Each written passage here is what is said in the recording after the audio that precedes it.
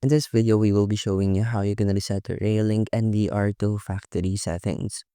First is to disconnect the NVR's power and carefully remove the NVR's top cover to find the internal reset button.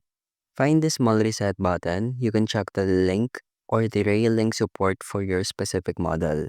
Unplug the power back in and immediately press and hold the reset button for about 10 seconds until you hear a B sound. So let go of the button and the NVR will start resetting the factory default. Next is using the Reolink client application.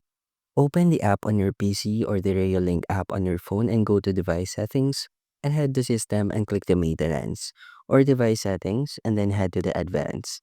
Tap the restore button and a warning will appear and just confirm it to restore the settings and reboot. After rebooting, the device will show as an initialize and tap it to set a new password to complete the setup.